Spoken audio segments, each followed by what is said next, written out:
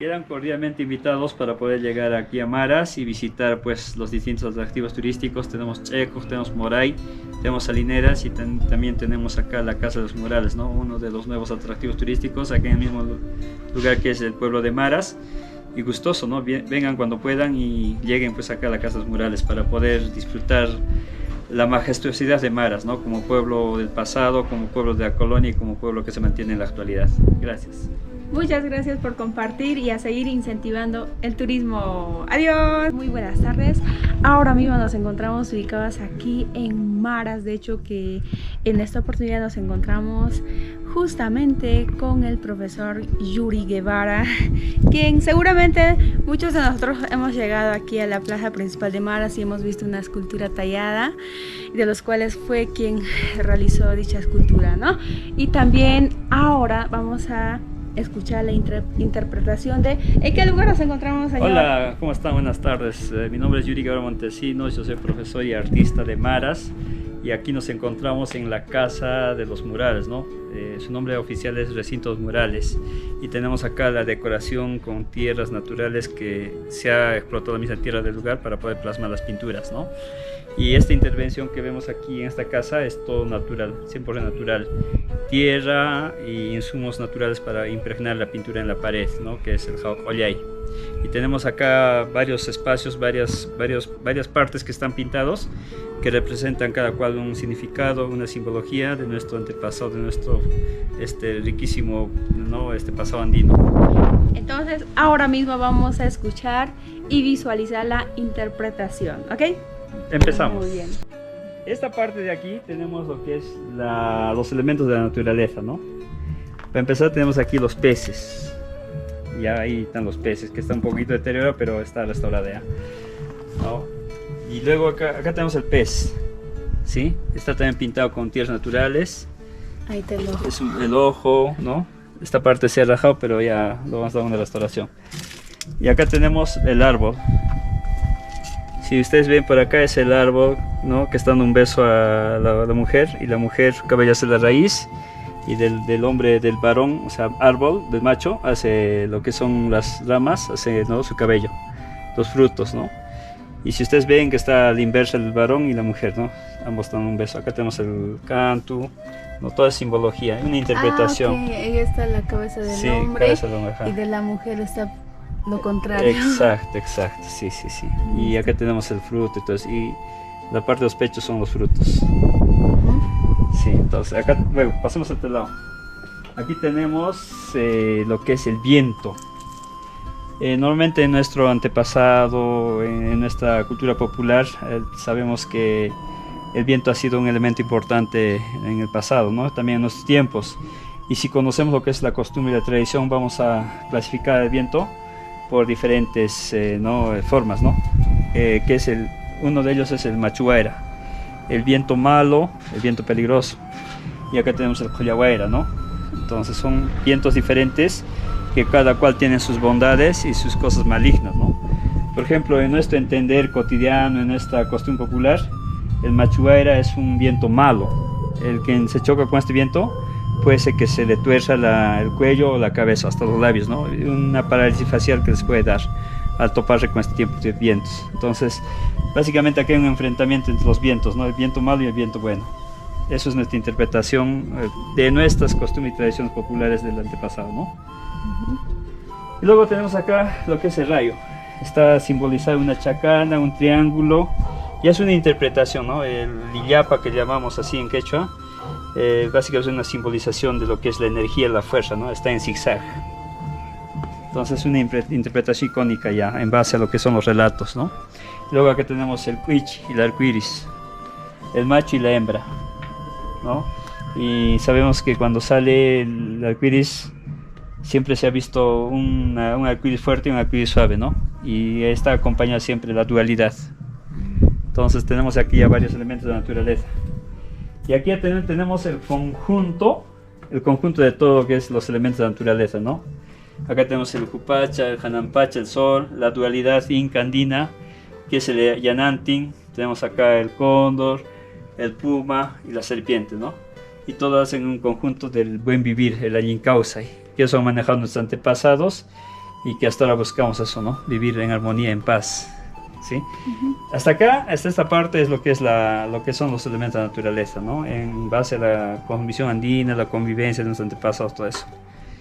Y en esta parte de acá podemos ver las pinturas, las tierras naturales, los pigmentos que utilizó para poder decorar esta casa, ¿no? Esta casa es una casa colonial y republicana, interpretada ya y intervenida con lo que son las pinturas naturales, en base a lo que hubo aquí en Maras, cantidades de casas que tenían sus murales, ¿no? Maras ha sido un pueblo señorial y virreinal, entonces era una casa de alto linaje. Inclusive han tenido sus portadas, y por tal razón han tenido así decoraciones, ¿no? Pero en el tiempo se han perdido. Entonces lo que se ha hecho es recuperar cómo fueron las casas antiguas, ¿no? En esos tiempos de la colonia. Sí, hasta esta parte llegamos y ya pues hemos interpretado que son la parte de la naturaleza. A partir de aquí es otra historia. Gracias, ¿no? Señor Yuri. La historia de Maras, ¿no?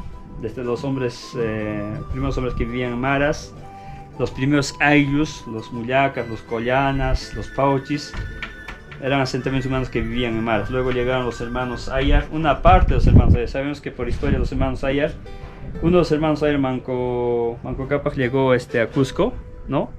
Y los descendientes de los demás hermanos llegaron a esta zona, por Maras, a poblar, ¿no? Y ahí estamos todo su linaje de Ayacachi que llegó acá a Maras y pobló esta zona. Ahí está Ayar. Sí. Y esta parte tenemos acá la explotación de la sal. A ver. Maras ha sido un lugar estratégico e importante porque se ha fundado Maras en el tiempo de los incas, porque también había la sal, ¿no? La sal era un elemento importante para los tiempos y los incas decidieron hacer su asentamiento acá para poder explotar y controlar la sal. Ahí tenemos uno de los incas controlando, que están cargando y explotando la sal.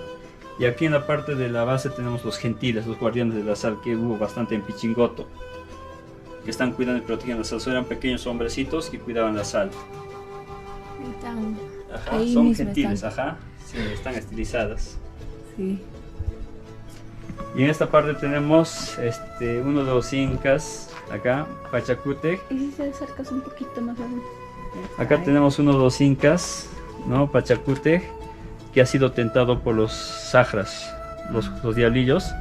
Y aquí en Maras había un cerro grande que se llama Yahualmaqui.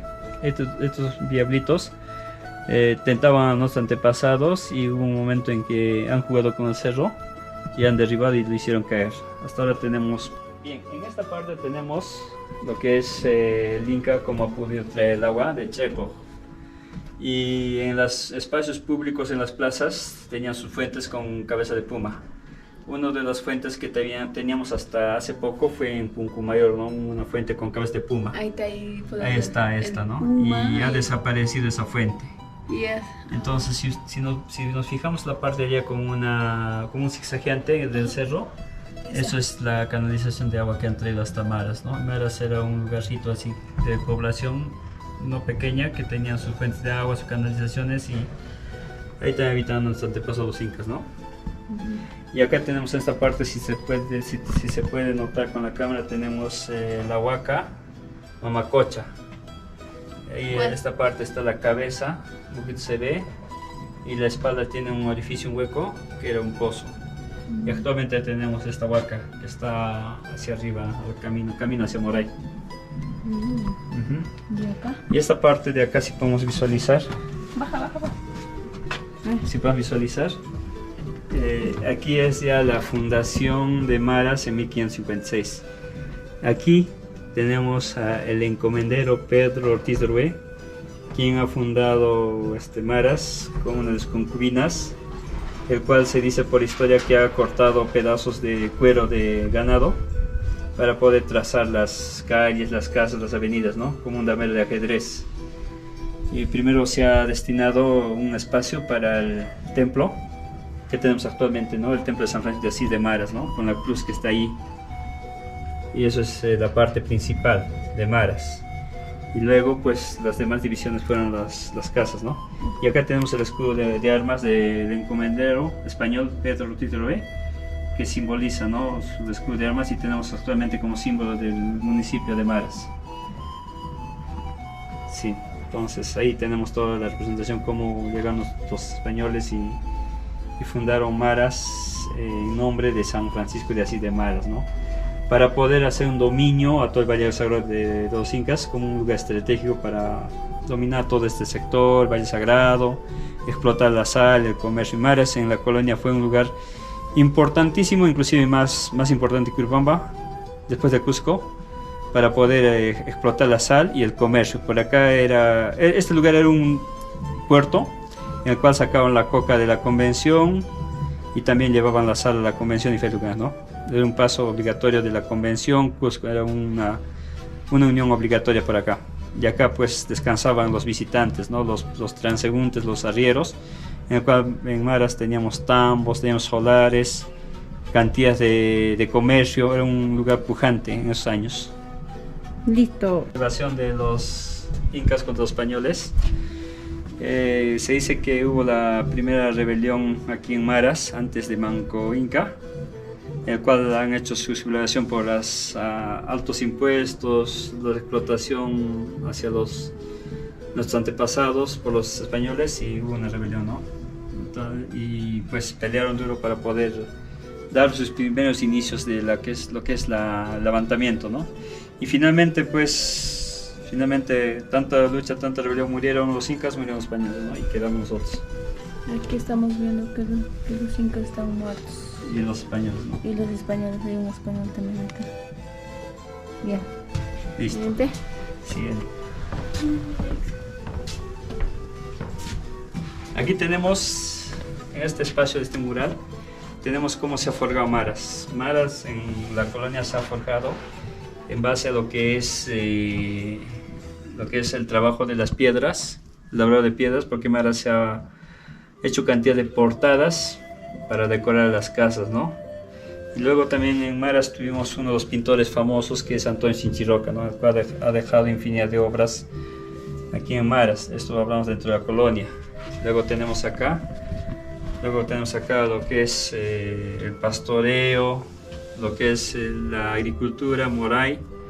Y luego a partir de eso también hubo lo que es el gamonalismo, el hacendadismo, ¿no? Hubo esa tendencia fuerte de lo que es los terratenientes que poseían garantías de tierras con documentos en mano y despojaron a nuestros antepasados, ¿no? Para poder apropiarse de la cantidad de terrenos que tenía aquí en Maras. Sí, entonces todo es cómo se ha forjado Maras, ¿no? En base a lo que es las actividades. Luego en esta parte ya tenemos ya las fiestas costumbristas de Maras. Justamente acá tenemos una de las fiestas más importantes de Maras, que es de nuestro patrón San Francisco de Asís de Maras, ¿no? Que es un santo con las características así de una persona ya de edad adulta, que se la ha sacado de esa forma, ¿no? Traídos desde España. Y tenemos acá la fiesta, ¿no? Grande, que tenemos acá lo que es el Incahuitui, ¿no? Complementado con esa fiesta. La fiesta de Incahuitui consiste en una parodia, una sátira del Inca Atahualpa y el español, ¿no? Que hacían un juego entre seguir y alcanzar al Inca para poder, como que dice, degollarlo, ¿no? Y finalmente termina la anécdota, la parodia, la sátira, de que Francisco Pizarro coge al Inca y le corta el cuello, ¿no? Y muere y deja pues la sangre a los descendientes, ¿no? Y toda esta fiesta se hace en base a una escalera. Se pone una escalera a la pared, suben, bajan, se cuelgan, se caen, o sea, todo un show, o sea, satírico. Sí, y en esta parte acá tenemos una parte que es la fiesta de Cruz Belacqui, una fiesta costumbrista tradicional fuerte también en Maras. Y aquí en parte tenemos uno de los fragmentos del templo de Tihuamba, la Virgencita Asunta, ¿no? Entonces básicamente este mural está representado las fiestas costumbristas de Maras. Y para finalizar tenemos acá Maras ya con una tendencia todavía que se mantenía en el momento. Y tenemos acá el templo que es el Puncmayor y el Burrito, ¿no? Y ya una fiesta así normal del momento, ¿no? Una vivencia actual, contemporánea, casi. En esta parte vemos la representación de los diferentes caciques que hubo en el distrito de Maras, ¿no? Los curacas, a la llegada de los españoles, cambiaron de nombre y se llamaron caciques. Entonces Maras en la colonia era una tierra de bastante linaje, de alto poder, en el cual los curacas notables adquirieron el rango de caciques, el cual pues cada uno tuvo un papel importante en Maras, ¿no? De dominio de tierras y espacios, ¿no? Y acá represento pues la cara de los caciques más notables de Maras, ¿no? Que hubo cantidad. Entonces, ¿cuáles los caciques más representativos? Fue pues Marcos Cusi, Sancho Sagapócar, ¿no? Los descendientes de los Sinchirrocas, que gracias a ello pues los españoles han confabulado para poder dominar estas tierras, ¿no?